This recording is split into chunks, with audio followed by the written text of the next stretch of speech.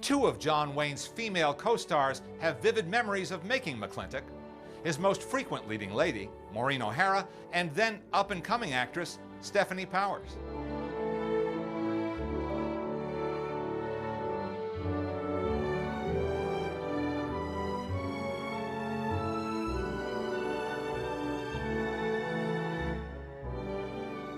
When I read the script, I was thrilled. I thought, by God, they wrote this for the two of us. Duke sent me the script, and that's it. You're doing it. He wouldn't have used anybody else. Catherine? George Washington McClintock. There isn't another woman that I know of who could have played those scenes. We'd need about an hour to mention all of the wonderful performers that were in the film. What a privilege it was for me to be involved with this film and with these people. It was more than just a job. It was more than just a movie. It was, at the same time, a realization of a dream. It also was a dream that lasted through time, and we all remained friends, which was the greatest gift that I could ever have received. Mike produced McClintock, and he was a fine, fine producer. We made McClintock in Nogales and Old Tucson, Arizona. The hell I was.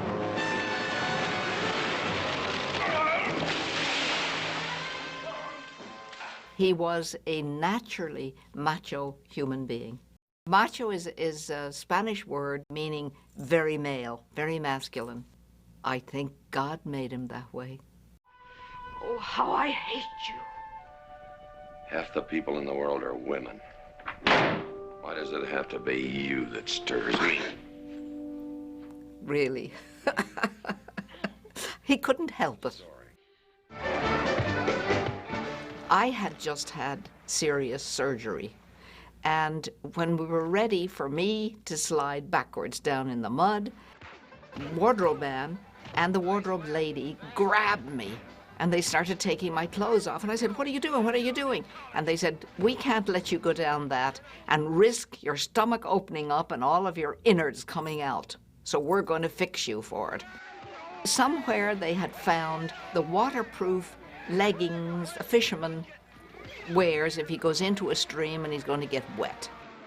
They cut the top off of it, and then they pulled the pants and everything up and then tied it around my waist, then put my clothes back on, and they said, "All right, now you can go do the stunt." Duke said to me, "What the hell kept you?" But I couldn't tell him. I told him afterwards, and he was shocked. And he said, "Why didn't you tell me? For God's sake, I wouldn't have made you do all those things." And I said, "Well, no, I'm not going to ask pity from you, ever." I did the stunt and slid backwards, and we had a close-up to do. And we were going to do it the next morning. And we had to be covered in all the mud like we were at the finish of the scene. We stopped in the evening time.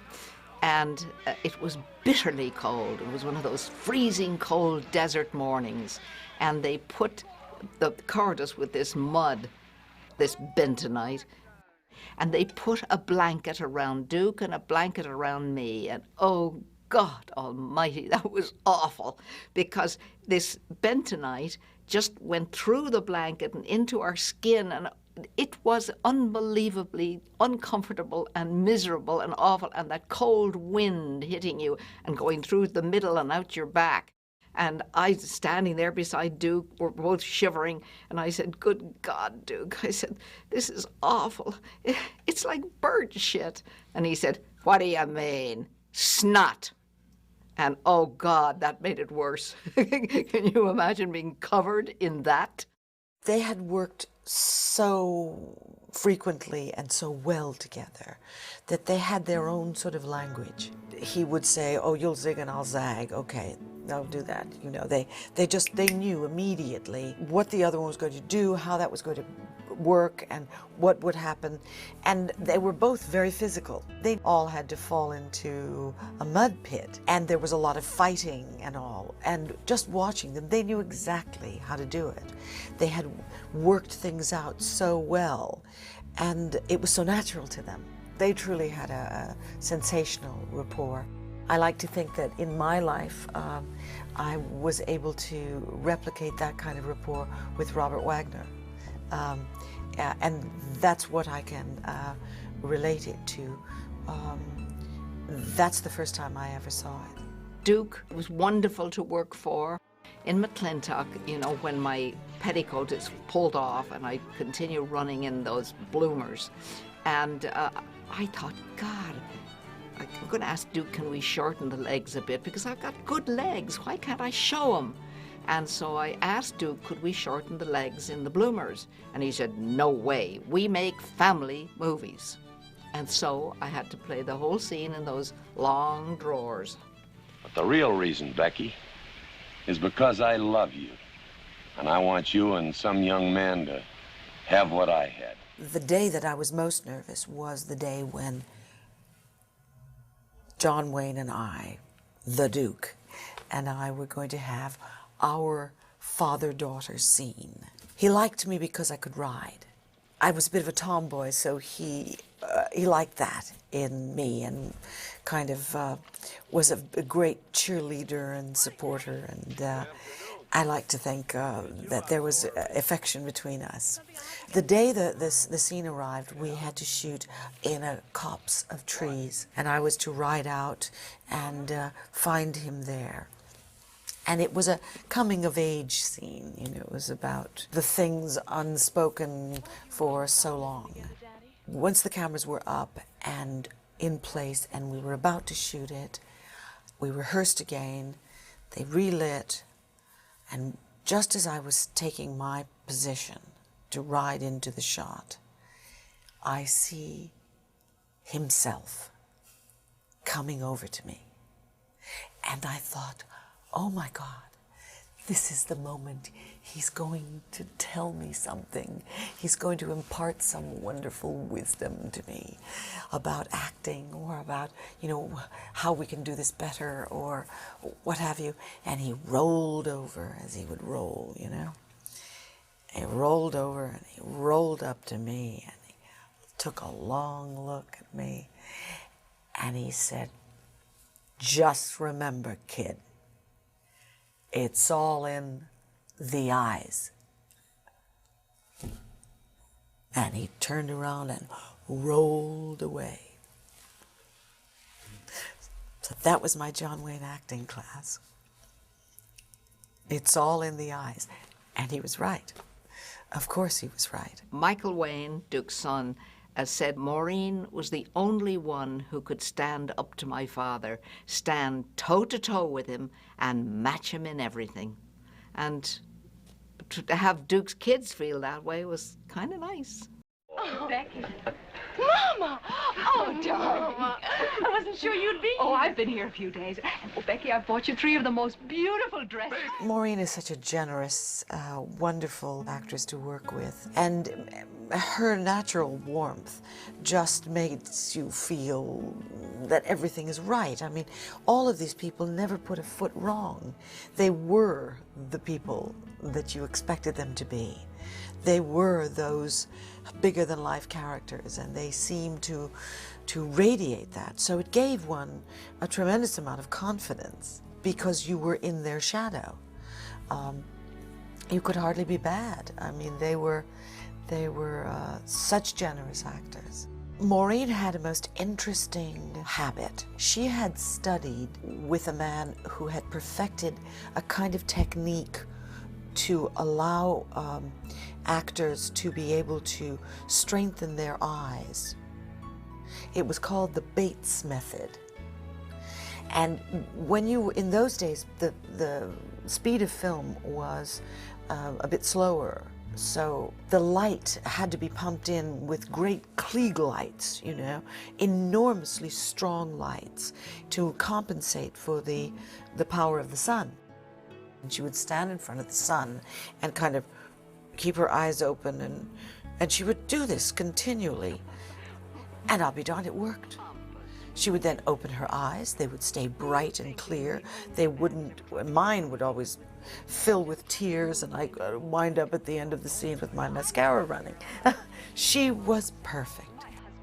Today, sometimes cameramen light the set, and kind of if you're in the light, it's great, but they don't necessarily pinpoint you as much as they used to. There were specific lights that were your lights, and specific things you would walk into, which was your light. That's your light. Always know how to find your light. And she was very, very good at knowing exactly where her lights were. Watching her was a real lesson.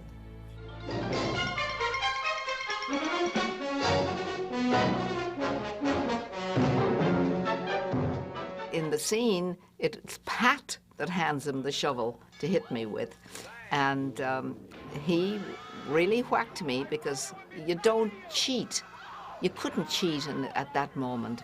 And I got a black and blue rear end, and I had it for weeks. But if it had taken a few inches off, I might have said, well, at least it slimmed me down a bit. But it didn't.